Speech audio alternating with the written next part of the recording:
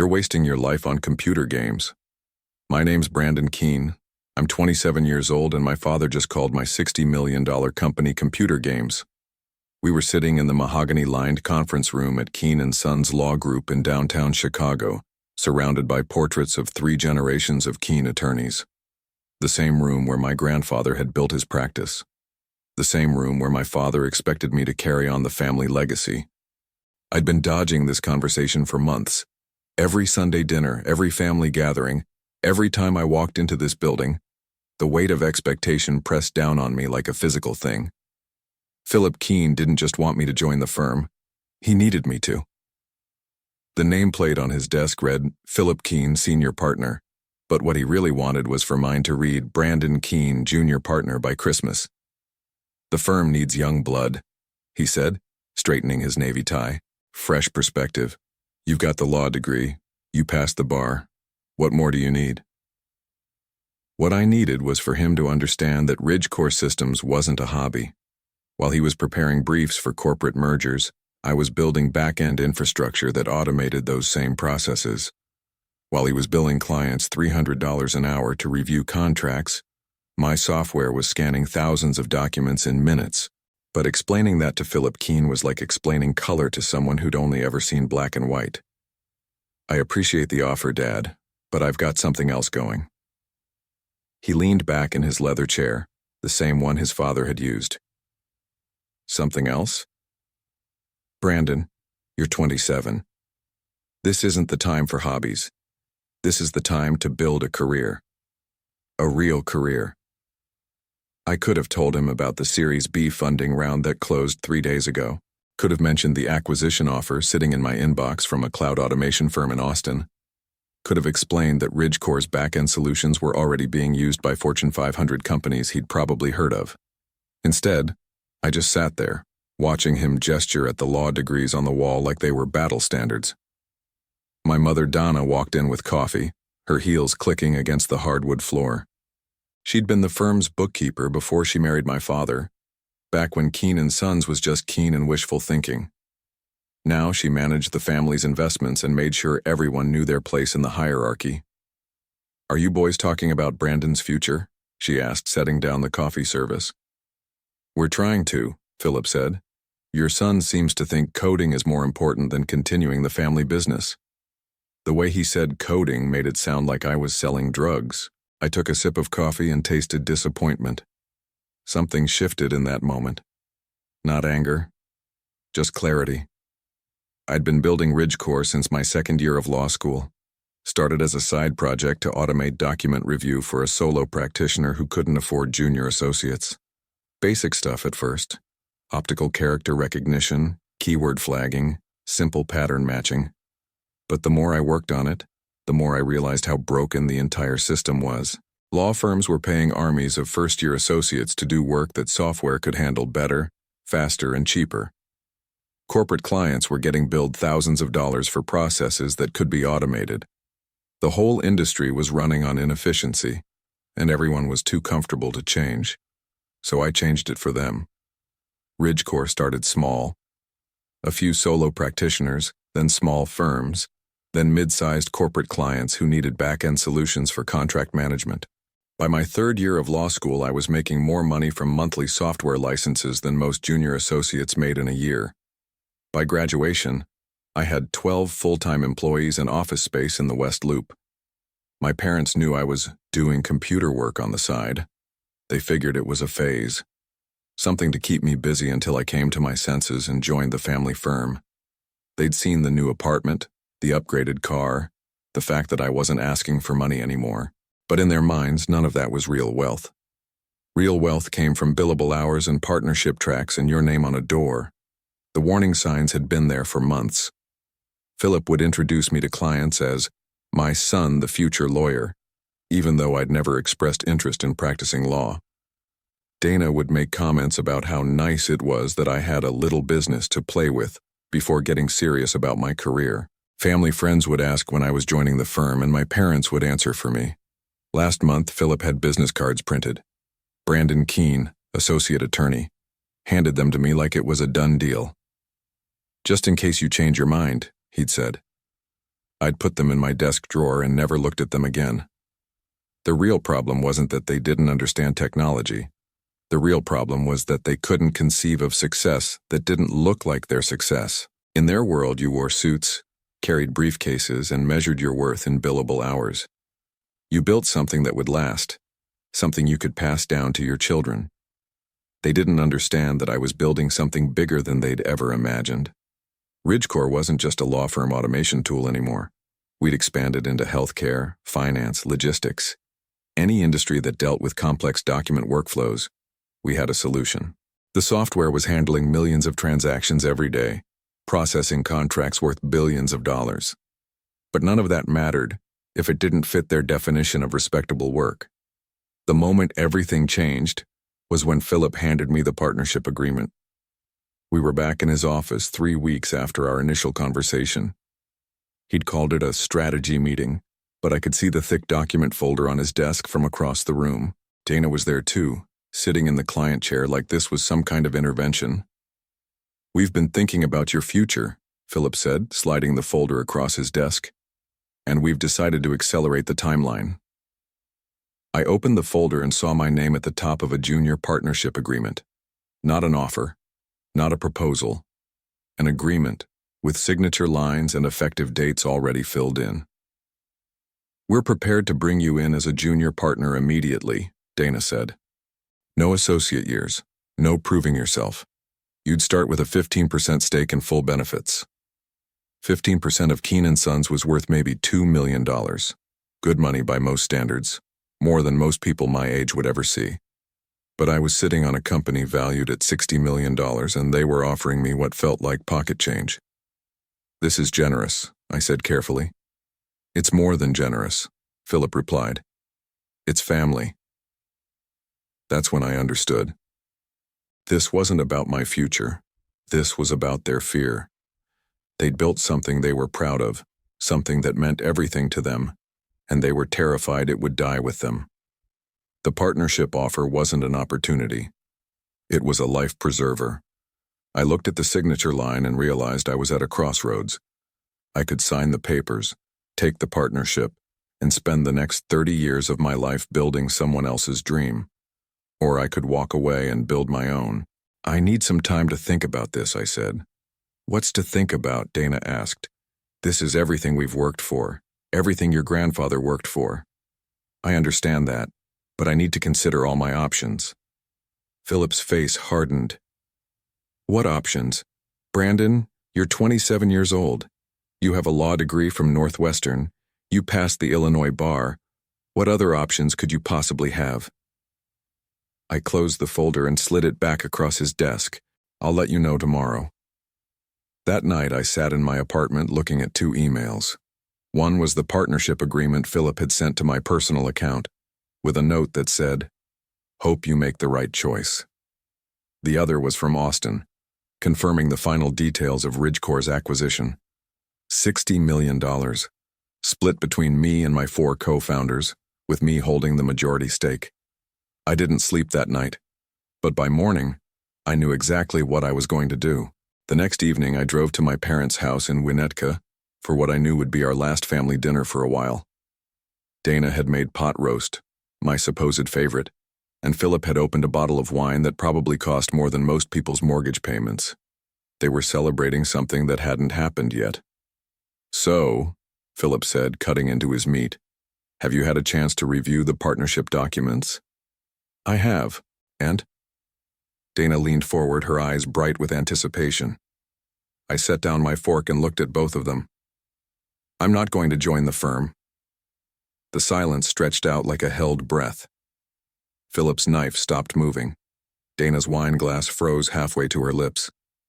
"I'm sorry," Philip said. "I'm not joining Keen & Sons. I appreciate the offer, but I'm going to continue building my own company." Philip's face went through several expressions before settling on something between disbelief and anger. "Your own company? Brandon, you're talking about a hobby, a side project. This is a career we're offering you." "Ridgecore isn't a hobby, Dad. We've got 43 employees. We're processing documents for clients in 12 states. Last month we handled contract reviews worth over $200 million. "Contract reviews?" Dana's voice was sharp. You're doing paralegal work? We're automating legal processes, making them faster, more accurate, more cost-effective. We're changing how the entire industry operates. Philip stood up from the table, his chair scraping against the hardwood floor. You're automating jobs. You're putting people out of work. Do you understand that? You're destroying the profession your family built. I'm improving it. You're 27 years old. His voice echoed through the dining room. You think you know better than 3 generations of attorneys? You think your computer games are more important than everything we've built? That's when something inside me snapped. Not into anger, but into absolute clarity. You want to know what I think? I stood up too, my napkin falling to the floor. I think you're scared. I think you know the industry is changing, and instead of adapting, you'd rather pretend it's not happening. How dare you? I think you've been billing clients for work that could be done by software for years and you know it's wrong, but you can't stop because your whole business model depends on inefficiency. Dana slammed her hand on the table. That's enough. And I think, I continued, my voice steady, that you're not offering me a partnership because you believe in me. You're offering it because you're desperate. The words hung in the air like smoke. Philip's face had gone white. Get out, he said quietly. Philip, Dana started. Get out of my house. His voice was deadly calm. If you think so little of everything we've built, if you think we're frauds and failures, then you're not welcome here. I picked up my jacket from the back of my chair. I didn't say you were frauds. You said worse. You said we were obsolete. No, Dad. I said you were scared. Philip walked to the front door and held it open. When you're ready to apologize, when you're ready to stop playing with computers and start building a real life, you know where to find us. I walked past him into the cold Chicago evening. Behind me, I heard Dana crying. You're a disgrace, Philip called after me. A disgrace to this family and everything we stand for. I turned around one last time. I'm sorry you feel that way. But I wasn't sorry. As I drove back to my apartment, I felt something I hadn't experienced in months. Relief. The conversation I'd been dreading for years was finally over, and the worst part was behind me. What they didn't know was that the acquisition papers were already signed. What they didn't know was that I'd been planning this moment since I was 22 years old. What they didn't know was that in 18 hours I'd be on a plane to Colorado. I spent that night in my West Loop office, not because I had work to do, but because I needed to think.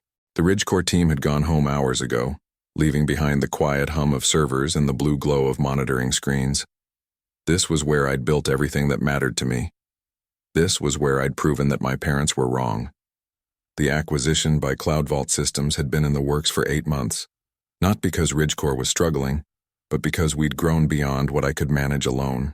Cloud Vault specialized in enterprise backend solutions, and they needed our document processing technology to complete their automation suite. The deal gave them our software and our team. It gave me enough money to never worry about anything again. $60 million. After taxes and employee bonuses, my share came to $38 million. I'd been sitting on that number for 3 days, trying to figure out how to tell my parents. Part of me had hoped they'd be proud. Part of me had imagined Philip's face when I explained that his son's computer games were worth more than Keen & Sons had generated in its entire 70-year history. But the conversation at dinner had shown me the truth. It wouldn't have mattered if Ridgecore was worth $6 million or $600 million. In their minds, I'd chosen the wrong path, and no amount of money would change that. My phone buzzed with a text from my sister Jessica, who lived in Seattle with her investment banker husband. Dad called, said you had a fight. Are you okay? I typed back, I'm fine, just family stuff. Want to talk about it? Not really, but thanks. Jessica was the golden child who'd done everything right. MBA from Wharton, married a man Philip approved of, lived in a house that looked like it belonged in a magazine. She'd never questioned the family expectations because she'd never wanted anything different. I envied her for that sometimes. Another text came in, this one from my business partner Trevor. Cloud Vault confirmed the wire transfer. Money hits the accounts tomorrow morning. Congratulations, millionaire. I stared at that message for a long time. Tomorrow morning, I'd officially be worth more money than I could spend in a lifetime. Tomorrow morning, Ridgecore would belong to someone else, and I'd be free to do whatever I wanted. The irony wasn't lost on me. My parents had spent the evening telling me I was throwing my life away, and in 12 hours, I'd have more financial freedom than they'd ever dreamed of. I opened my laptop and started browsing real estate websites, not because I needed to buy anything, but because I could. I looked at houses in California, condos in Manhattan, estates in the Hamptons. But what caught my attention was a ski lodge in Aspen. 5 bedrooms, 6 bathrooms, ski-in, ski-out access to Snowmass Mountain. The kind of place I'd fantasized about owning since college. The listing price was $2.8 million. I called the realtor. "Mr. Keene, it's almost midnight. I know, I'm interested in the Snowmass property, the lodge on Elk Camp Circle. That's a beautiful property. Would you like to schedule a showing? I'd like to make an offer." "Without seeing it?" "I've seen the photos, $2.5 million cash closing in 2 weeks. There was a pause. "Let me make some calls." An hour later, I owned a house in Colorado. Just like that. No mortgage applications, no financial reviews, no waiting for approval. I wanted it, so I bought it. That's when I understood what real freedom felt like. The next morning, I packed 2 suitcases and drove to O'Hare. My flight to Denver left at 11 a.m., and I'd arranged for a car service to drive me up to Aspen. By sunset, I'd be in my new house, watching snow fall on mountains I now owned a piece of. I didn't call my parents, didn't text Jessica, didn't tell anyone where I was going or when I'd be back. For the first time in my adult life, I disappeared completely. The lodge was everything the photos had promised. Timber frame construction, floor-to-ceiling windows overlooking the ski runs, a stone fireplace big enough to stand in. The previous owner had left it furnished, so I had everything I needed. Leather couches, king-size beds, a kitchen stocked with expensive appliances I'd never use. But what I loved most was the silence. No phone calls about billable hours, no conversations about partnership tracks, no pressure to be anyone other than exactly who I was. I spent the first week skiing every day and reading every night. I'd brought a stack of books I'd been meaning to get to for years, plus my laptop in case I got bored. But mostly, I just existed. Woke up when I felt like it, went to bed when I was tired, ate whatever sounded good. By the second week, I was starting to think about what came next. The Cloud Vault deal included a 2-year consulting agreement, but that was mostly to keep our team stable during the transition. I could work as much or as little as I wanted. On day 10, Trevor called. "How's Mountain Man life treating you?" "Can't complain. How's the transition going?" "Smooth. Cloud Vault's integration team knows what they're doing. Most of the staff is staying on, and they're already talking about expanding the Chicago office." "Good. That was always the plan." "Brandon, can I ask you something? Why didn't you tell anyone how big this was? I mean, your parents, your family. $60 million isn't exactly pocket change." I looked out at the snow-covered peaks surrounding my lodge. "Because it wouldn't have changed anything. They don't care about the money. They care about control. Still, when this hits the business press, they're going to find out anyway." That was true. The acquisition hadn't been announced yet, but it would be soon. Cloud Vault was a publicly traded company, and deals this size required SEC filings. Within a few weeks, anyone who cared to look would know exactly how much Brandon Keene's computer games had been worth. "Let them find out with everyone else," I said. "Your call. But when they do, you might want to have your phone turned on." After we hung up, I sat by the fireplace thinking about what Trevor had said. My parents would find out eventually. Jessica would probably call. Philip might even swallow his pride enough to reach out. But by then, it would be too late for apologies or partnership offers. By then, I'd be exactly where I wanted to be.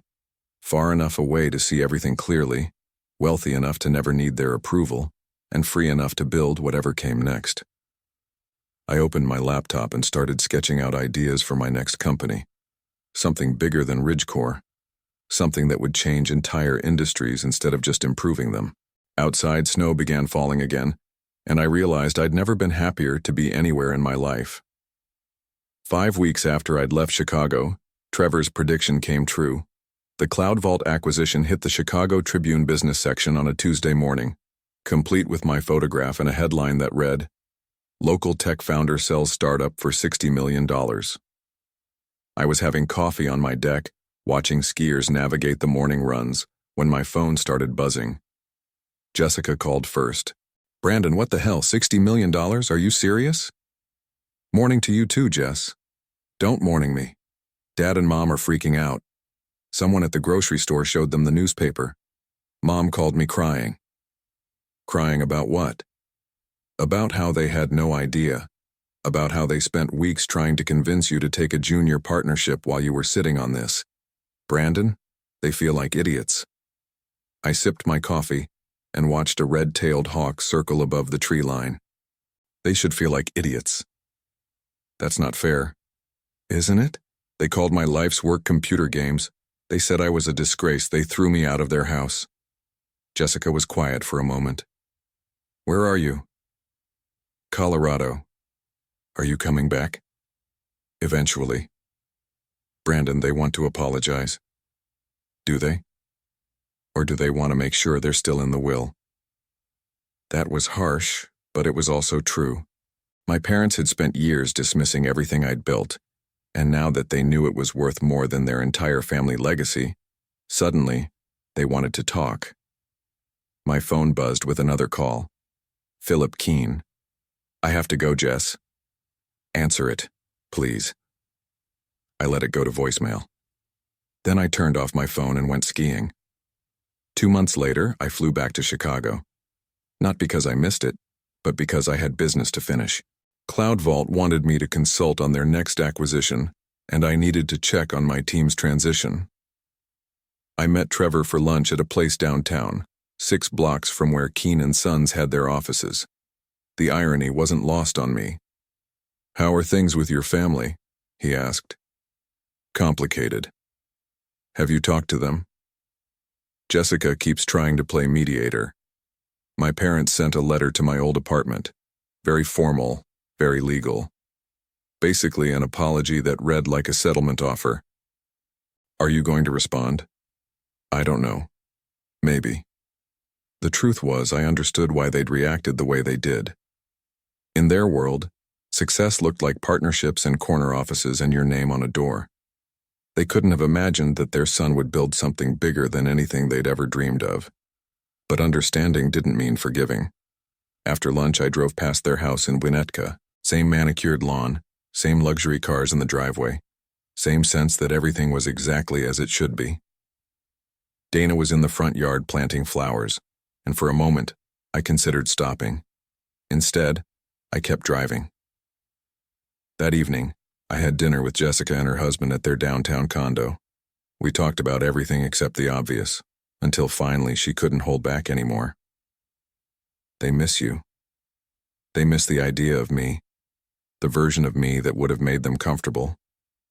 Maybe, but they're proud of you now. Now that they know the price tag." "Is that really what you think?" I looked out at the Chicago skyline, all those lights representing all those lives, all those dreams. I think they love me. But I also think they only respect success they can understand. Building something they couldn't ignore had been worth every difficult conversation.